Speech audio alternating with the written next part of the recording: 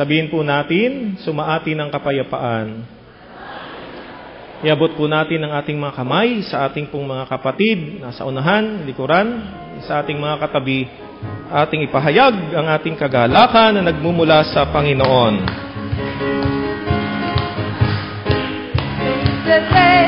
This is the day that the Lord has made, that the Lord has made.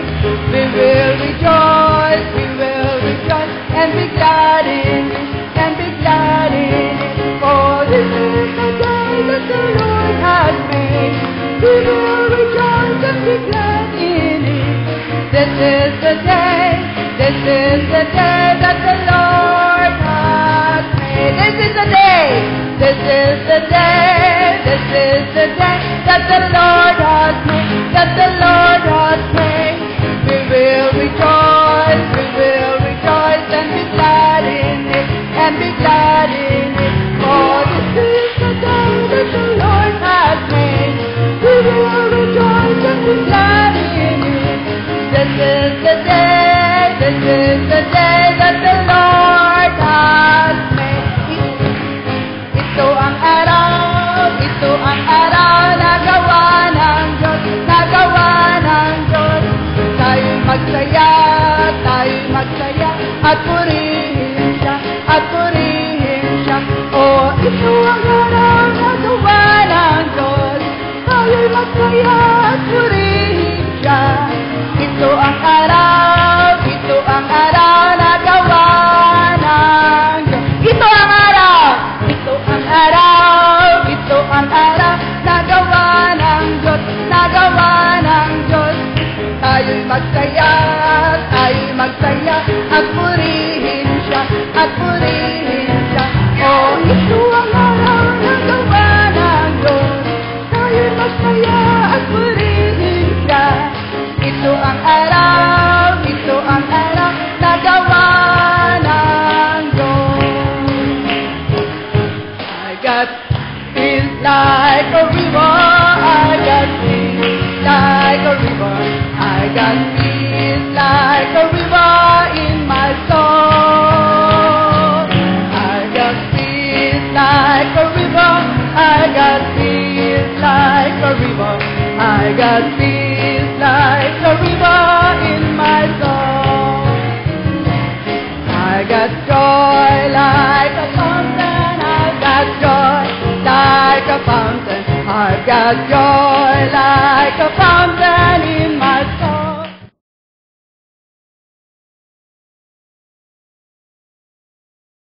Joy like a fountain, I got joy like a fountain in my soul. I got like an ocean, I got love like an ocean, I got love like an ocean in my soul. Hallelujah, I got love like an ocean, I got love like an ocean, I got love like an ocean in my soul. Purihin po natin ang Panginoon, isa pong masaya at maluwalhati na pananambahan at pagsasama-samang muli po sa pangalan ng ating pong iisang Panginoon at tagapagligtas ang ating Panginoong Hesukristo. Isa pong mainit at maligayang pagtanggap sa ating lahat na McGill Memorial Church sa pagdiriwang po natin ngayon. Ngayon po ay linggo ng Week of Prayer for Christian Unity. At sa buwan pong ito, pinagdiriwang natin ang National Bible Month. Opo, tayo po ay nagpapasalamat sa Diyos at muli po tayo na magkakasama ang biyaya ng kasiglahan, kalakasan ng Panginoon ay atin nga po na nadarama sa mga sandali pong ito. Atin pong tinataas ang atin pong mga pagpupuri at pagpapasalamat sa Diyos sa Kanya pong kadakilaan sa ating pong sama-samang pagsamba kasama ang kasabay ang buong sangkakristyanuhan. Ating binabati ang lahat ng mga kapatid na ngayon lamang po natin nakasama Kung meron po tayong mga kapatid na ngayon lamang natin nakasama, nanyayahan po natin na tumayo. At ang ating pong mga kapatid na nagdiriwang ng kanilang kaarawan o kaya'y anibersaryo ng kasal, sa mga nagdiriwang ng kanilang wedding anniversary, pinabati po natin kayo, bagaman hindi po nakatala dito, at gayon din sa mga nagdiriwang ng kanilang kaarawan ngayon hanggang sa mga magdiriwang ng kaarawan hanggang Enero 27, maligayang bati po sa inyong lahat. At ngayong araw, ang mga kapatid na Bren Balmeo, Jennifer Kalayag, at ang ating pong ministerial student o seminarista, ang kapatid na Charlene Manzano. Awitin po natin ang maligayang bati.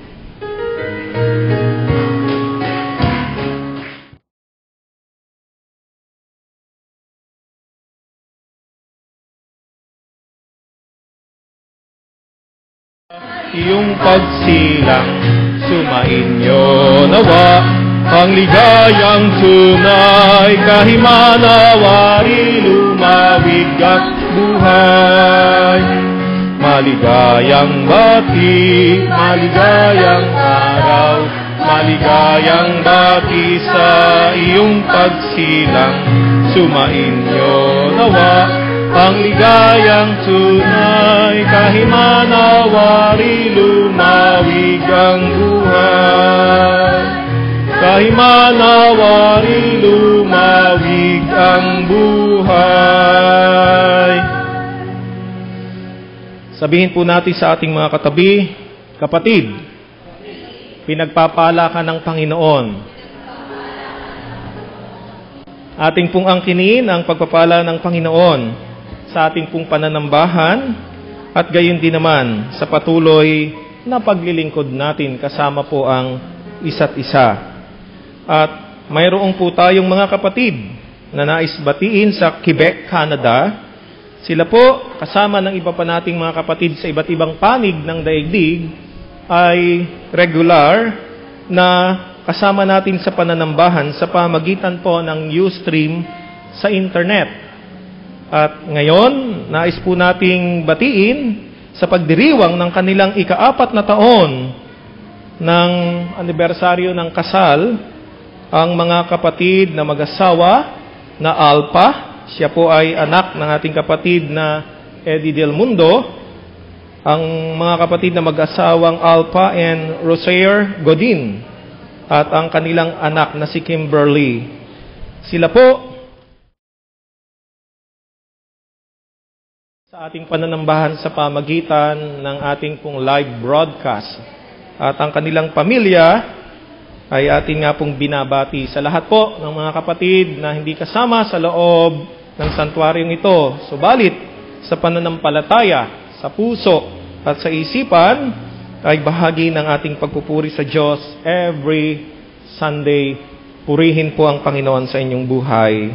Para sa mga kapatid natin na nagdiriwang ng wedding anniversary, marami pang mga mabibiyayang mga taon ang inyo pong tanggapin at angkinin mula sa Panginoon. Amen.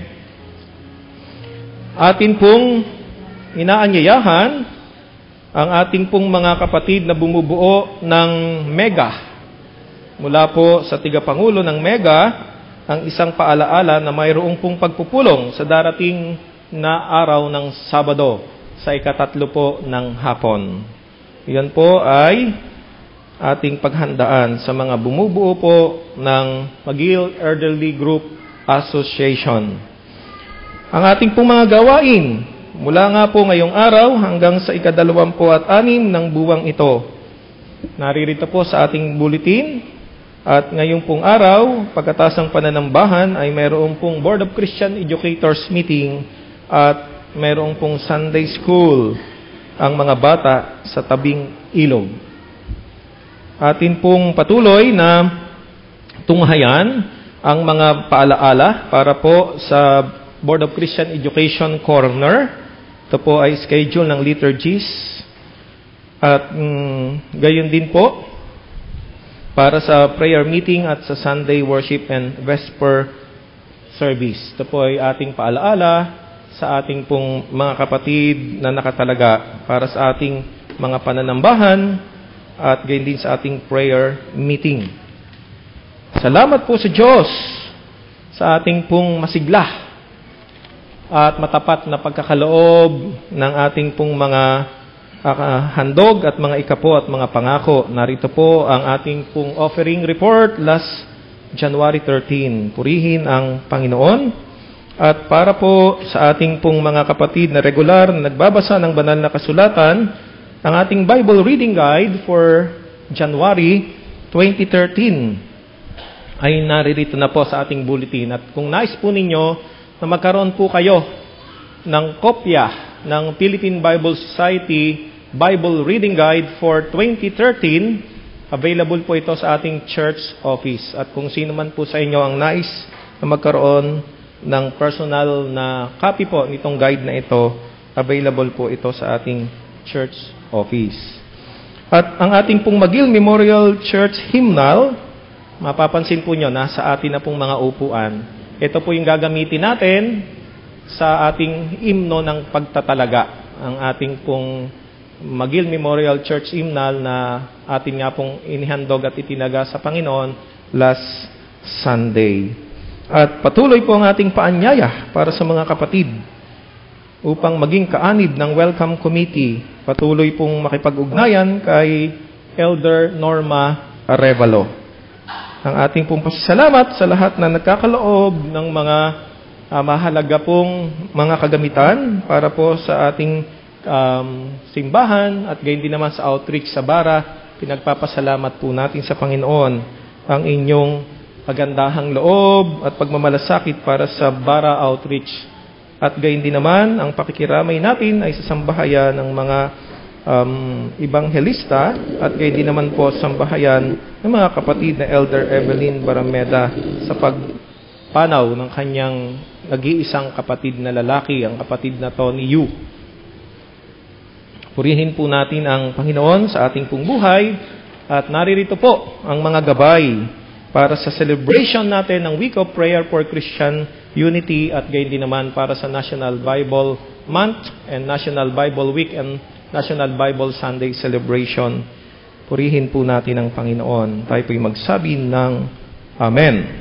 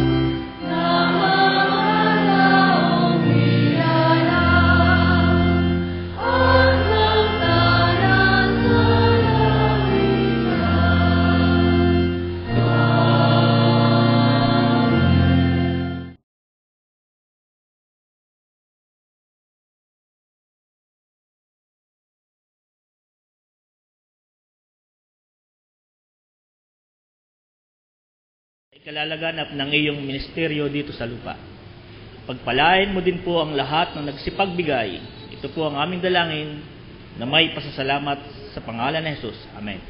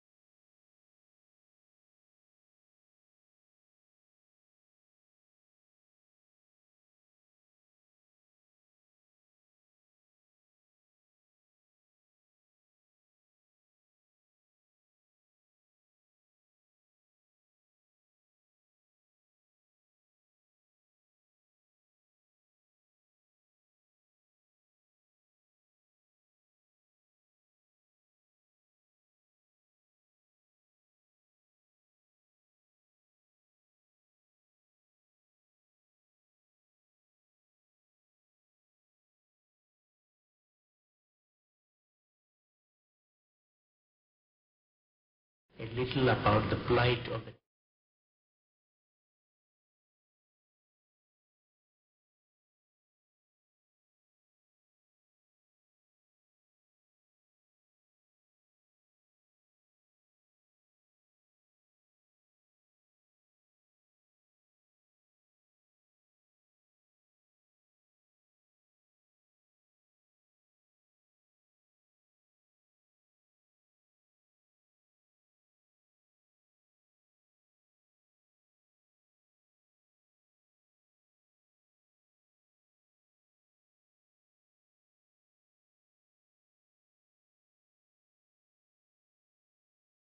Indian people would want to end the scourge.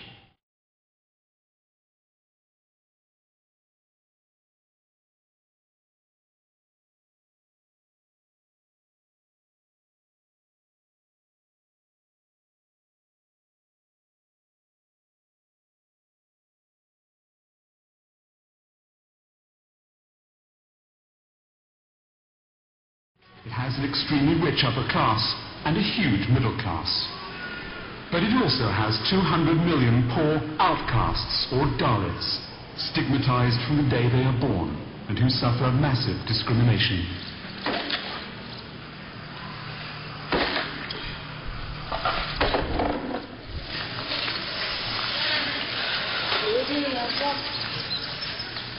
Virasamy lives in a small village in southern India. All the inhabitants here are outcasts. Virasamy's job consists of doing the washing for the 19 families in the village.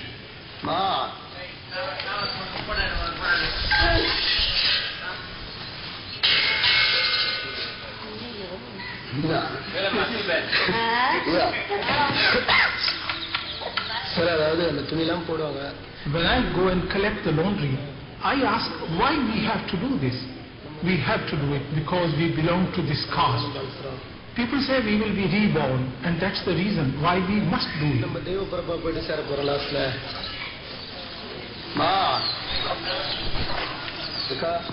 And the outcasts themselves are subdivided into further groupings. The washermen and women belong to the very lowest scale of this hierarchy. The only payment Virasamy receives for his work are leftovers from the meals other inhabitants in the village have already eaten.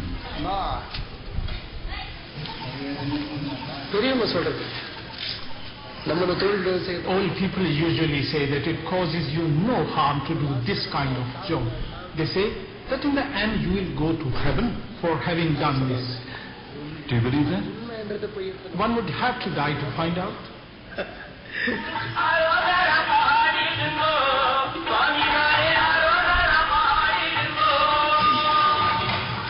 Virasamy's family have been washermen for generations.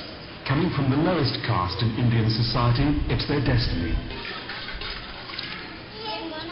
His wife Desam and their 3 children help him do the work.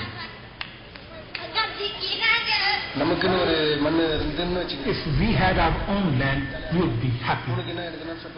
We would not depend on others. But we don't have our own place, and we have to be very servile and obey orders. If we had our own land, we would work hard and do something else. For instance, we could open a fruit shop. But we are dependent on others, and that's the reason why we have to live this way. If you are rich, it's no problem. Discrimination based on caste has been prohibited by law since India first gained its independence in 1947. But the 200 million outcasts in the country are still being oppressed, still discriminated against. Many have left their fingerprints on contracts which make them indebted for the rest of their lives to people from higher castes. Often too, the outcasts or Dalits are caught up in working conditions that are more like slavery. I want to tell you a little about the plight of the Dalits, a community of 200 million fellow human beings in India, the so-called untouchables. They suffer from discrimination. Inaanyayahan ko po tayo upang dumulog sa Panginoon sa panalangin ng paghingi ng kapatawaran. Sabay-sabay po tayo.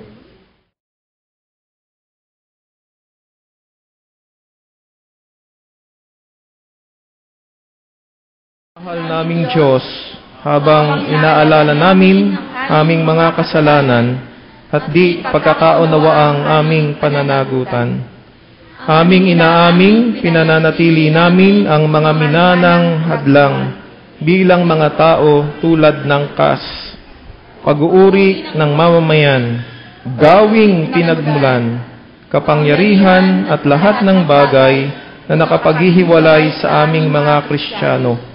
Sinasamo namin na kami ay iyong patawarin sa malimit naming paggamit ng mga ito sa aming kasaysayan at sa mga nakaraan tulad ng mga simbahang umuuri sa isa't isa at nakakasakit sa pagkakaisang hinihingi ni Kristo sa amin. Patawarin mo kami sa pagkakahating ito at tulungan kami na sikaping magkaisa sa pangalan ni Jesus, iyong anak. Amen.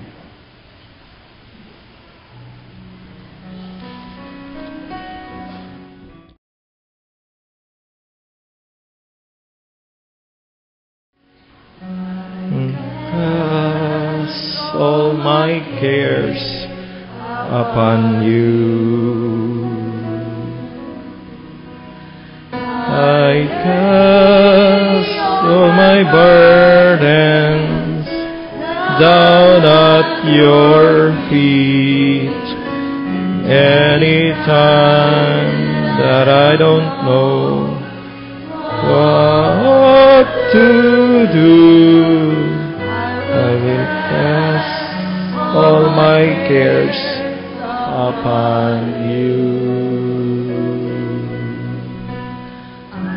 I cast all my cares upon you.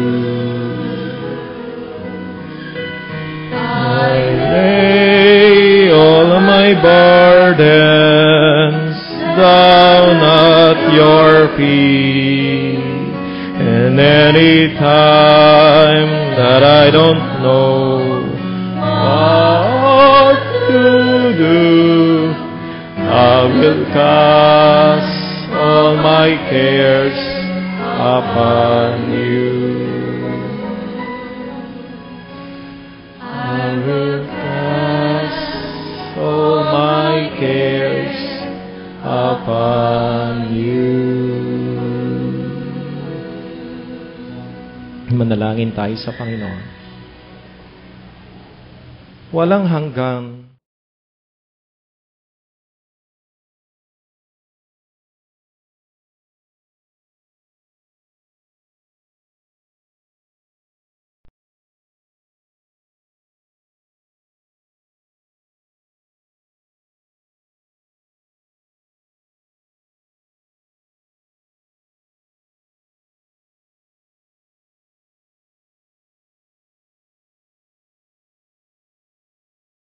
Pasalamat ng buong sangkakristyanuhan upang itaas ang inyong makapangyarihang pangalan sa aming buhay at sa aming pananambahan.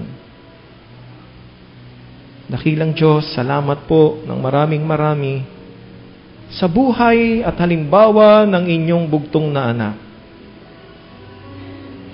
Salamat po sapagkat nasumpungan namin ang inyong walang hanggang kahabagan. Pinatawad kami sa aming pong mga pagkakasala.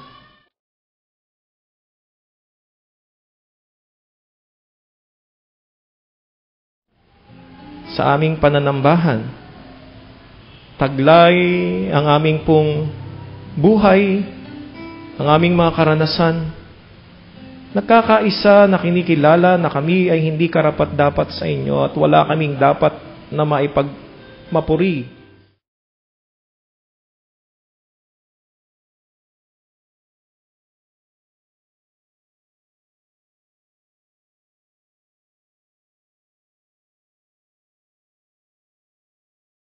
Ang banal na kalooban. Dumudulog po kami sa inyo. Patuloy na hinihingi ang inyong biyaya ng pagpapatawad sa aming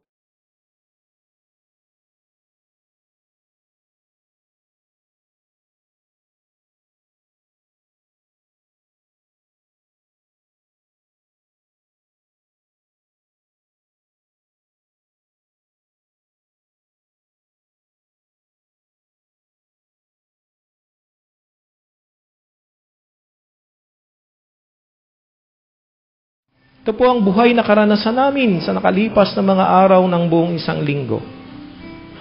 Ang biyaya ng inyong katugunan sa aming mga panalangin at gayon din naman ang sa bawat sandali kung kaya't nakapahayagan na kayo ay kasama namin sa aming paglakad, sa aming paggawa, sa aming pamumuhay sa lahat ng sandali. Purihin ang inyong banal at makapangyarihang pangalan. Napakarami ng aming pong ipinagpapasalamat at hindi namin kayang bilangin ang mga ito. Kayo ang nakababatid, O Diyos, ng aming pong mga kagalakan, ng mga pagdiriwang. Panginoon, ang lahat ng ito ay aming pong iniaalay para lamang sa kapurihan ng inyong pangalan.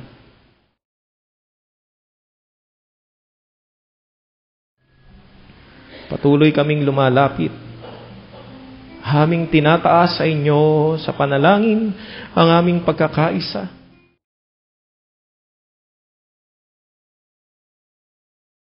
Kasama ng mga nananalangin, O Diyos, sa buong sandaigdigan. Pagkaisahin niyo po kami upang ang mga hadlang, aming Panginoon, sa pag-iral ng inyong kalooban at ng inyong kaharian, O Diyos, ito po ay sa pamagitan ng aming pagkakaisa sa buhay pananampalataya, sa pananalangin at pagtataguyod at pagbabahagi ng kapayapaan na kabatay sa katarungan, sa kahabagan at sa inyong pag-ibig. Maraming salamat po, dakilang Diyos, sa karanasan na kami ay maging kabahagi sa pananalangin upang ang lahat na nasa ilalim aming Panginoon ng kahirapan, ng diskriminasyon, ng pagsupil at ng kawalan naming Panginoon ng pagmamahal sa kanilang buhay sa buong daigdigan ay aming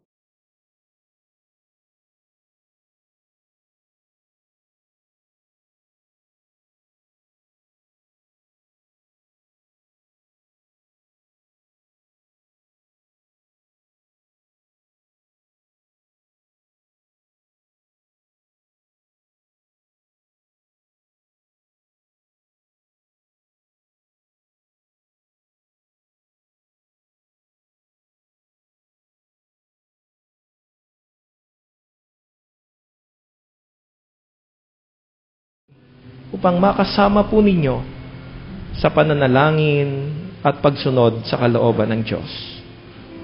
Panginoon, tinataas po namin sa inyo ang lahat ng aming mga kapatid na may karamdaman. Maging ang bawat isa sa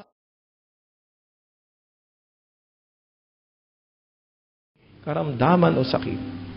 Tinataglay aming Panginoon na kahinaan sa buhay pananampalataya at karamdaman. Tinataas po namin sa inyong mga kapatid na Dulce del Mundo. Tinataas po namin sa inyong kapatid na Catalina Tan. At ang iba pa naming mga kapatid na nasa loob ng pagamutan at nasa banig ng karamdaman. Naangkin namin ang inyong biyaya at hindi maikli ang inyong mga kamay upang idampi at ipatong aming Panginoon sa ulo ng bawat isa sa amin at sa bawat isa na dumudulog sa inyo upang angkinin ang biyaya at himala ng inyong pagpapagaling sa tanging kapangyarihan ng inyong bugtong na anak na si Jesus. Na tiga Nazaret. Tinataas na Royal Church, ang United Church of Christ in the Philippines, at ang inyong iisang buhay na katawan sa buong sanglibutan. Ang inyong iglesia, ang inyong banal na patuloy niyo po kami na pangunahan.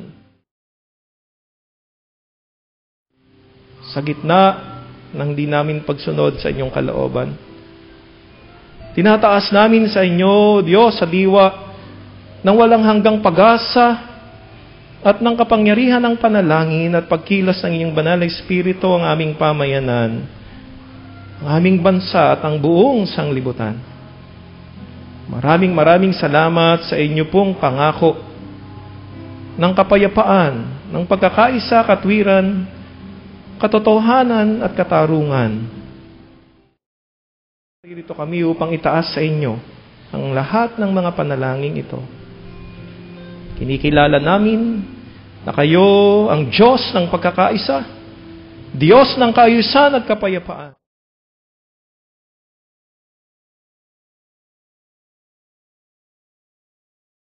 Mamamayan at mga mananampalataya ay inyo pong titipunin sa diwa ng pagkakaisa na nakabatay aming Panginoon sa pagtataguyod sa kabanalan ng buhay at kaganapan nito. Ang lahat ng ito, Diyos, ay aming sinasamo at ipinagdiriwang sa biyaya ng inyong pagliligtas, sa ilalim ng pagpapasalamat, sa inyong bilang dakilang may likha. Amen. Dakilang May likha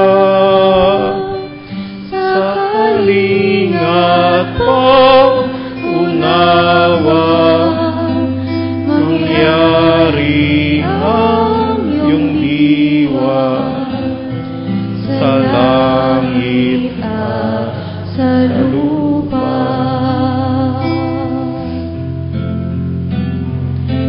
Bigyan mo ng sapat ang lahat sa araw-araw.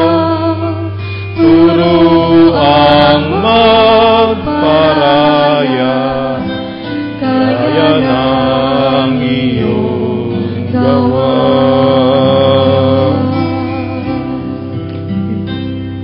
Iadyan mo kami sa pagmamataas upang maiwaksi ang lupit at lahat.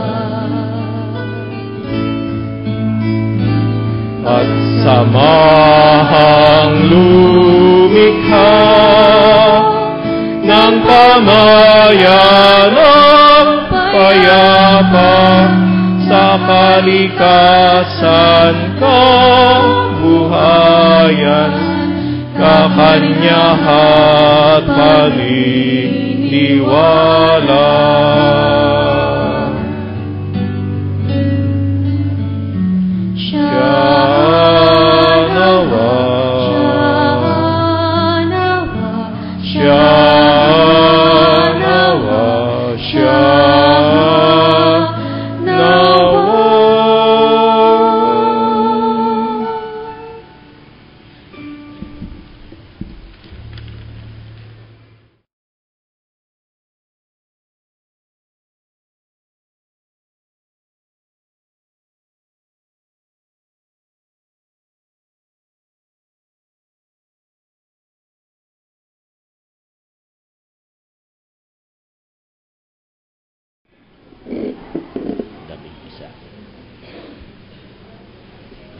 Ang kalooban mo'y ituro sa akin at iyon ang tapat na aking susundin. Turuang maglingkod ng buong taimtim. O Panginoong Diyos, sa buo kong buhay, pupurihin kita magpakailanman at ihahayag ko ang kadakilaan. O pagkadakila, pag-ibig mong wagas, dahil sa pag-ibig ako'y iniligtas. Di mo binayaang sa hukay masadlak. Mayroon mga taong ayaw kang kilanding, taong mararahas na ang adhikain ay labanan akot, ang buhay ay kitlim. Ngunit ikaw, Yahweh, tunay na mabait, tapat at totoo, wagas ang pag-ibig, lubhang mahabagit, banayad, magalit. Sabay-sabay po. Ibaling sa akin ang awa mo't habag, iligtas mo ako at bigyan ng lakas, yamang naglilingkod sa iyo ng tapat.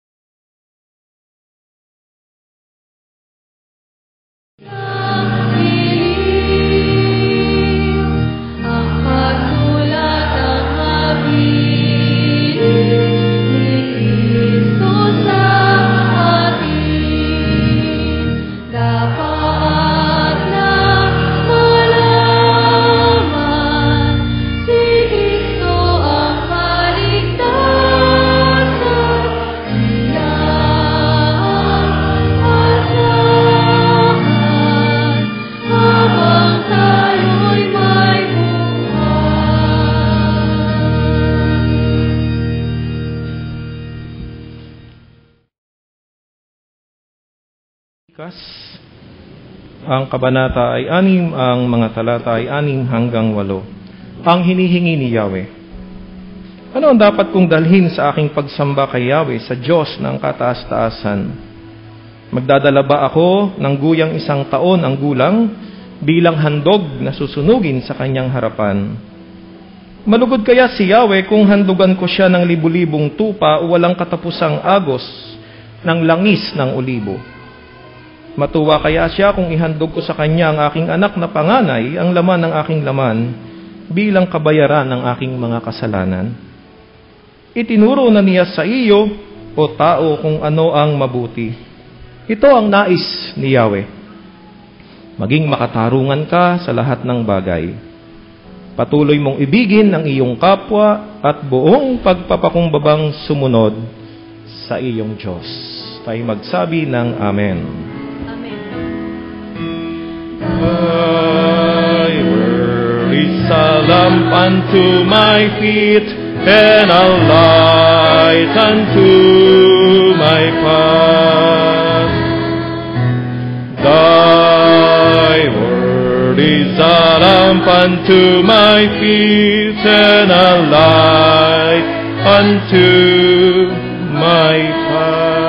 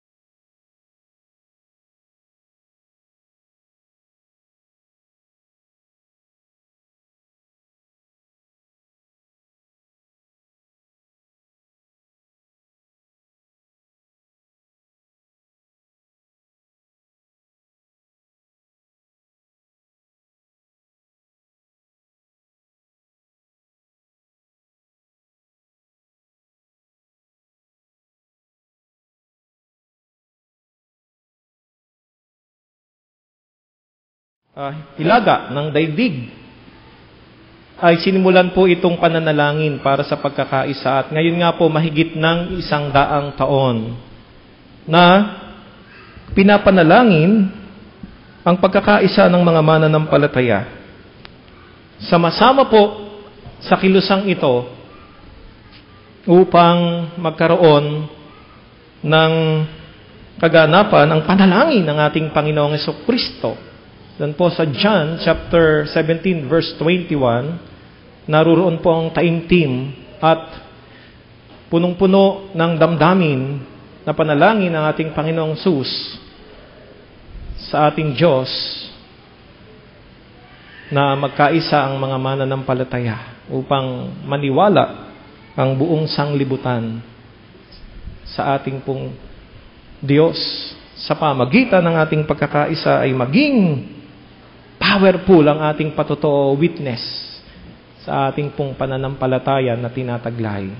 Opo, 100 taon na pala, mahigit na pala sa 100 taon na ginagawa ang Week of Prayer for Christian Unity. At dito po sa Pilipinas, matagal na rin po natin itong ginagawa. Sa pamagitan po ng pagtataguyod ng Pontifical Commission for the Unity of Christian ng Roman Catholic Church sa buong daigdig. At dito po sa atin sa Pilipinas, sa pamagitan ng National Council of Churches in the Philippines, tayo po ay matapat na nakikiisa sa panalangin sa ipagkakaisa natin bilang mga mananampalataya.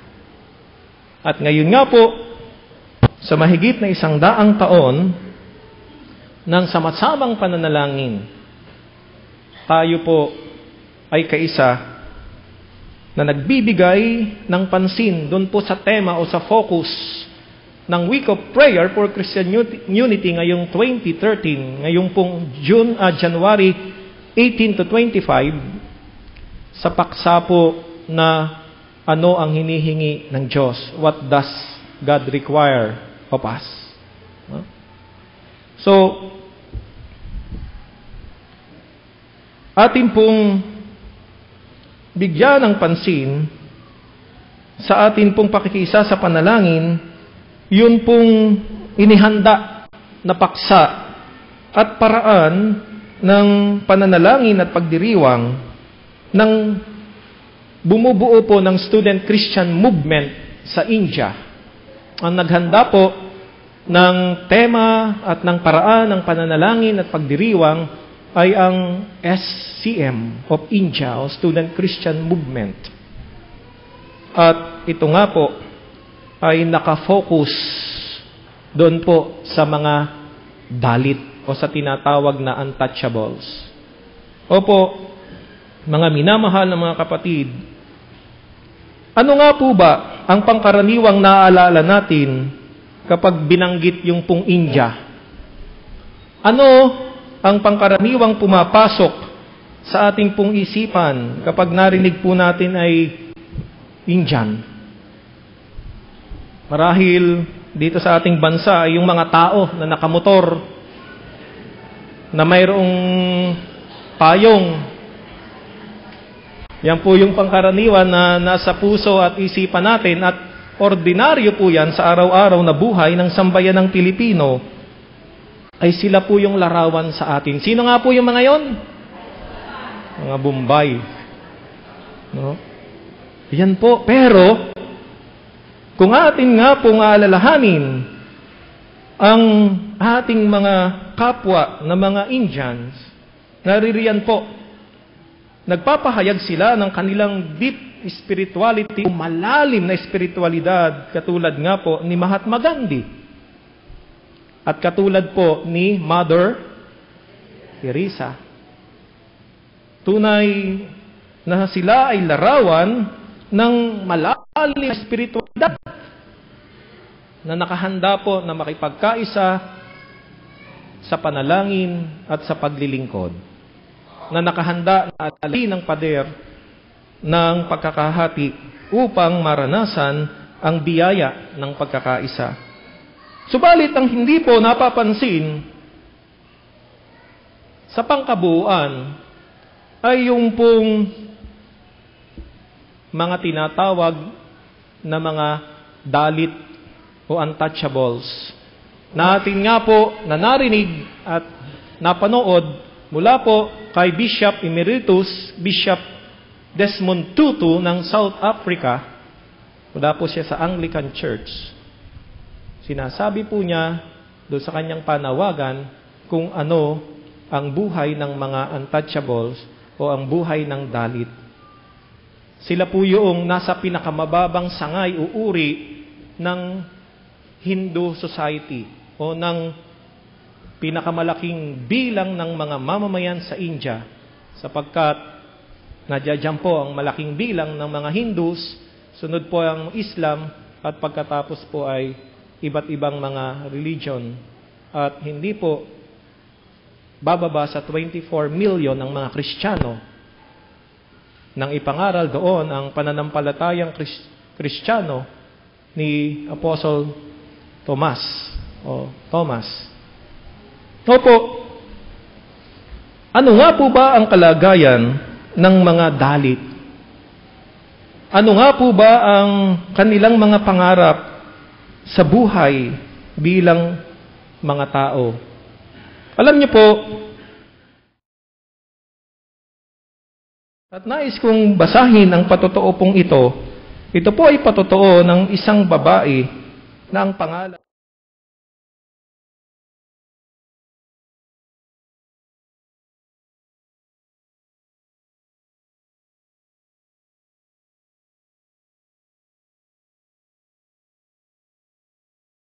Sarah Digal. Hindi ito natagpuan sa kanilang tahanan, sapagkat nakaalis na siya kasama ang kanyang 5 anak at biyanan para sa kanilang kaligtasan. Nagpunta sila sa kagubatan, 1 kilometro ang layo mula sa kanilang tahanan. Sinunog nila ang lahat ng kanyang naiwan. Isang larawan ni Jesus, isang Biblia na nasa wikang Oriya, ang mga gamit sa kusina, ang mga damit, banig at kumot. Nang bumalik si Sarah na inakalang ligtas na ang lahat, walang naiwan sa kanyang bahay, o wala na ang kanyang bahay. Naiwan na lamang ay ang mga siga, ang mga abo at usok. Dumating ang kanyang mga kapitbahay para damayan siya. Tumingin ng mabuti si Sarah. Tumindig ng tuwid at ng kanyang ulo. Nagsimula siyang manalangin ng ganito: Panginoon, patawarin mo kami sa aming mga kasalanan. Jesus,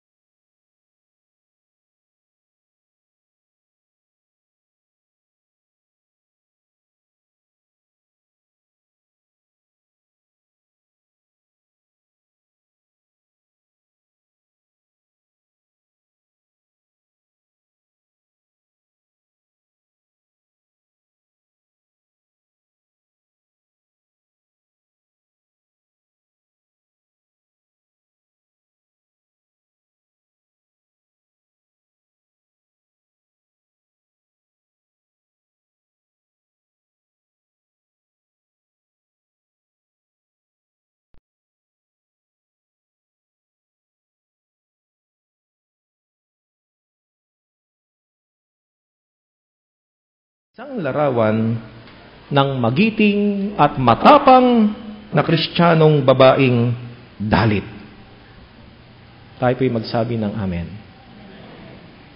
Ito po ay isang buhay na patotoo ng pananampalataya ng isa sa babae, isang mananampalataya na bumubuo sa 200 million na dalit o untouchables sa India. At ito ang sentro ng ating sama-samang pakikipagkaisa sa panalangin sa ipagkakaisa ng mga mananampalataya sa buong sanglibutan. Opo, mga minamahal na mga kapatid, ang ating pong teksto sa umagang ito sa ating pagninilay ang Mikas, Kabanata 6, ang talata ay 8, ito ang nais ni Yahweh. Maging makatarungan ka sa lahat ng bagay, ibigin ang iyong kapwa at buong kapakumbabaan sumunod sa iyong Diyos. Ito po, mula sa teksto pong ito, ay inaanyayahan tayo upang magnilay at mag-aral, to reflect and to study. Ano nga po ba ang dapat nating pagnilayan at pag-aralan? Ito po ay ang usapin ng katarungan. Ito po ay usapin ng kahabagan or ng justice and mercy sa ating pong bansa. Bakit maraming salat sa pagkain sa ating bansa? Bakit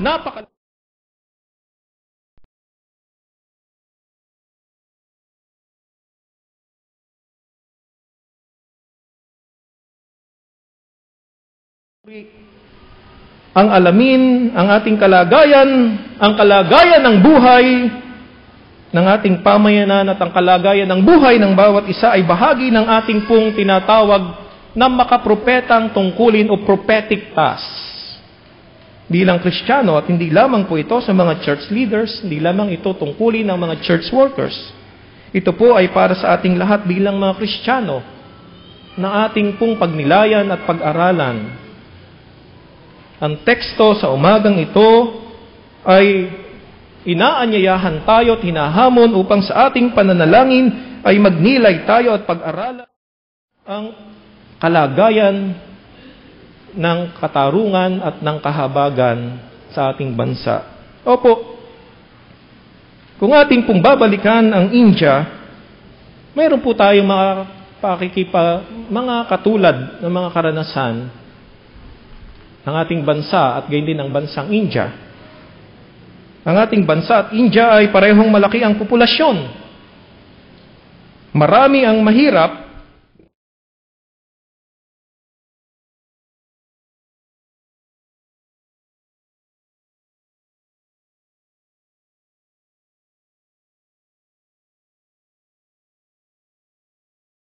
Ang ating kalagayan. Ang ikalawa po, na hamon at paanyaya ng teksto, ang Mikas.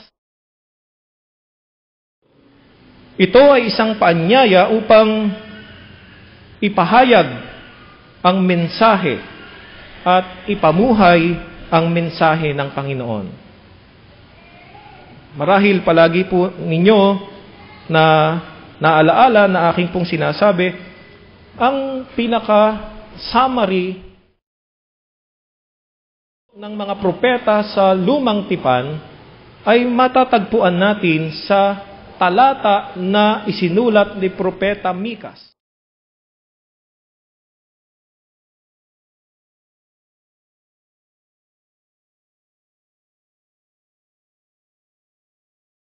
Talata ay 8. Ano ang hinihingi ng Diyos sa atin? Ano ang inaasahan ng Diyos sa atin? Opo. Ito ay isang mensahe para sa atin. At ito rin naman ay hamon o paanyaya sa atin upang isabuhay ang mensaheng ito, to live out and to proclaim this message. To proclaim and to live out God's message. Ano po iyon? Ang prescription o ang mensahe para sa atin is to love justice and humbly with God. To love justice and to walk humbly with God. Sa logo po, dito po sa logo, nasa ating pong liturhiya, ay nanyayahan ko po na tingnan po natin yung cover ng ating liturhiya. Ito po yung logo ng Week of Prayer for Christian Unity. Makikita po natin. Kung ating pong bibigyan ng pansin ang logo na ito ng Week of Prayer for Christian Unity ngayong 2013, pinapahayag po dito yung mensahe ng panalangin bilang sentro. Makikita nyo po, meron pong 2 kamay na nakaganon. Ibig sabihin po yan, nananalangin. At sa ilalim po, noong praying hand na yan, praying hands, na doon po yung simbolo ng fish, si Jesus. At sa kaliwang bahagi po yung justice o yung katarungan. At sa kaliwa naman pong bahagi, sa bahaging ito, ay yung pong dove, ibon, no? Kapayapaan. No? Justice, peace. At yung pong pinakaitaas na bilog ay yan po yung celebration ng Lord's Supper, na nagkakaisa po tayo sa pamagitan ng pagdulog sa kanyang dulang ng kahabagan at pag-ibig. Isang visible, one and only visible of Christian unity, yung pagdiriwang ng banal na hapunan. Opo, sa logo pong ito,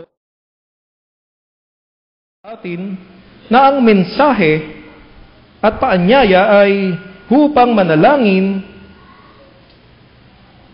at magkaisa sa ating Panginoong Jesucristo upang magkaroon ng kaganapan ang kapayapaan na nakabatay sa katarungan. So if we must love justice and walk humbly with God, kung tayo po ay tutugon doon sa panawagan sa pagsasabuhay ng ibigin ng kapayapaan at katarungan at buong kapakumbabaan na lumakad sa Diyos, ang paalala po sa atin ay, at sa lahat ng mga Kristiyano, we must stop acting and playing as God. We must stop acting and playing as God. Sa ngayon, marami po yung mga lords.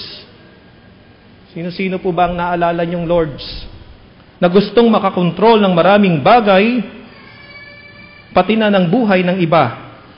Drug lord, gambling lord, warlord. Ano pa pong mga lords ang nasa ating pamayanan? Ang teksto po ay nagpapaalala sa atin that we should not pretend to be God or act as God. Katulad ng ating Panginoong Jesucristo, inaanyayahan tayo upang maging lingkod para sa lahat at maging daluyan ng pagkakaisa para sa buhay na kasiyasiya.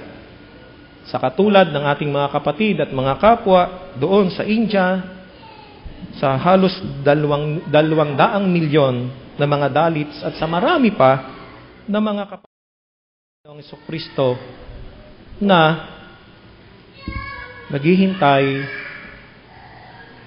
ng pagmamalasakit at pagpapadama ng pag-ibig ng iglesia at ng mga mananampalataya, at magagawa lamang ito kung tayo ay patuloy na mahanap ng daan sa pagkakaisa bilang mga mananampalataya. Sabay-sabay po tayo na magsabi, to God be the glory. Amen. Dadako po tayo sa ikalawang paghahandog.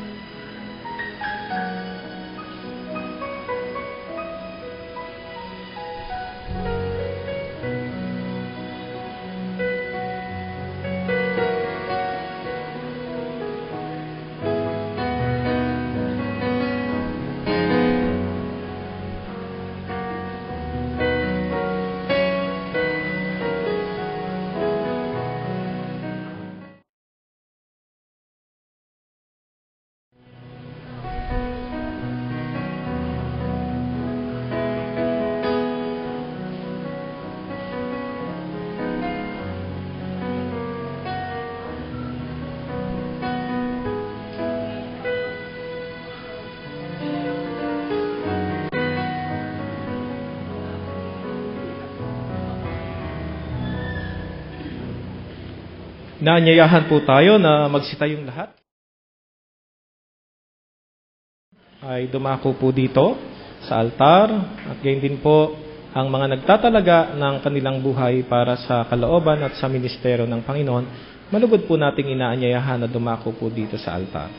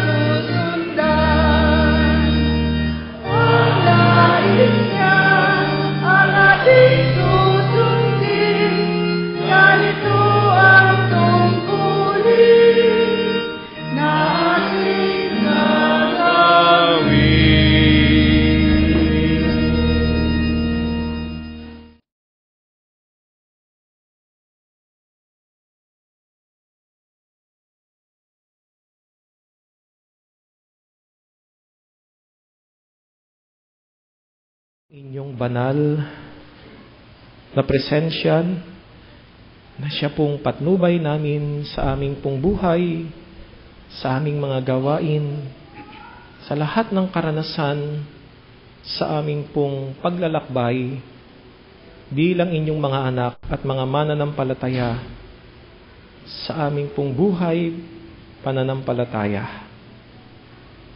Nagpapasalamat po kami sa inyong katapatan, sa inyong kadakilaan, na kayo ay sumasama sa amin sa lahat ng kalagayan at ng karanasan namin sa buhay. Panginoon, sa aming pong pagdulog sa inyo, nasa aming pong puso at isipan ng mga panalangin at pagtatalaga para sa lahat ng aming mga kapwa at mga kapatid na nangangailangan ng inyong pagliligtas, ng inyong pagmamahal, ng inyong paggabay at pagpapadama, aming Panginoon, na sila, aming dakilang Diyos, ay inyong nilikha ng kabanalan at dignidad ng buhay. Daigdig sa lahat, aming Panginoon, na bahagi ng sanglibutan, tinataas namin sa inyo mga katulad ng mga dalit at bawat isa po ninyong nilikha, aming Panginoon, na naninindigan sa pananampalataya sa inyong bugtong na anak na si Jesus, ang aming Panginoon at Diyos na buhay. Naririto po kami, buong kapakumbabaan na dumudulog sa inyo at nagpapahayag na wala kaming magagawa kung kami ay hiwalay sa inyo at patuloy na lalakad at susunod sa sarili po naming karunungan, kaalaman. Po namin sa inyo ang aming buhay, ang aming pong mga gawain, pananagutan, ang aming mga kabagabagan. Tinataas namin sa inyo, dakilang Diyos, ng may pananampalataya, ang lahat ng aming mga pagsamo at paghibik. Aangkinin namin ang inyong banal na katugunan, inyong pag-iingat sa mga paglalakbay, sa aming pong mga ugnayan at relasyon, sa loob at labas ng tahanan. Ang aming mga pagsamo para sa banal na karunungan, sa mga pagpapasya, sa lahat o dakila naming Panginoon na bahagi, ang aming buhay, aangkinin namin ang inyong banal sa patnubay ng banal na Espiritu. Panginoon, tanggapin niyo po ang mga pagpapasalamat ng mga nagdiriwang ng kaarawan at ng anibersaryo ng kaya ng mga karanasan at okasyon sa buhay ng inyong mga anak na ipinagpapasalamat at itinatalaga sa inyo. Pagpalain niyo po ang lahat ng nagtiklop ng kanilang mga tuhod, ang mga magulang, mga anak, ang bawat isa. Pagpalain niyo po ang inyong mga anak na nasa loob ng santuaryong ito at ang bawat isa na kasama namin saan mang dako sa pananambahang ito sa pamamagitan ng Ustream at ng Internet. Abutin niyo po sila, aming Panginoon, ng inyong masaganang biyaya, hindi maikli ang inyong mga kamay. Nadarama namin, O Diyos, ang inyong masaganang pagpapala at bendisyon. Dakilang Panginoon, at patnubay ng banal na Espiritu, inyo po kaming pagkaisahin. At ang iglesyang ito ay gamitin niyo po lawak na pamayanan upang maging daluyan ng pagpapala ng pagkakaisa. Sapagkat ang lahat ng ito, aming Panginoon, ang siya ninyong banal na kalooban. Ang mga sanggol, ang mga bata, ang lahat ng mga anak, kabataan, kalalakihan, na bumubuo sa iglesyang ito, patuloy na inyong apong pagpalain at samahan. At sa biyaya ng inyong pagliligtas, sama-sama po kami na maghandog ng buhay sa iba't ibang gawain ng inyong ministeryo sa gitna ng iba't ibang mga karanasan at mga pagsubok. Kami ay tatawagin ninyo bawat mga pastor, bilang mga ebanghelista, misyonero, bilang mga leader, aming Panginoon, mga tigapanguna sa mga pag-aaral, bilang tigapagkaloob, aming Panginoon, ng pag-asa at ng mga pagpapala sa isa't isa. Panginoon, hahayo kami na taglay ang inyong kalakasan at biyaya ng banal na Espiritu upang ipahayag ng inyong dakilang pag-ibig at pagliligtas. Minsan pa, igawad niyo po sa amin ang inyong bendisyon sa pamagitan ng tinig ng inyong abang lingkod. Humayo tayo na taglay ang masaganang pag-ibig, ang pagliligtas at lilikha manunubos sa tigapag-alalay ngayon at magpakailanman tayo magsabi ng Amen.